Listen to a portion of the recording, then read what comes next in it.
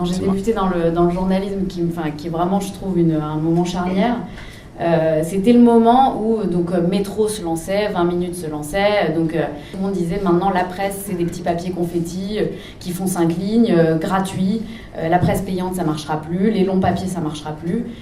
Et je me rappelle qu'à ce moment-là, il y a un magazine qui s'est créé, qui vit encore et qui a vraiment une belle marque, qui s'appelait Transfuge, qui est un magazine culturel, qui à l'époque était un magazine de littérature étrangère et qui est devenu un magazine culturel de cinéma et de littérature.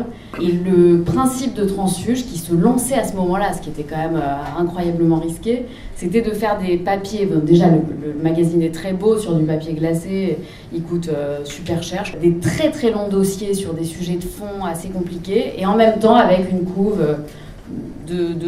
parfois de cinéma, assez grand public. Donc c'était un magazine qui visait le grand public sur des sujets de fond quand même très très difficiles.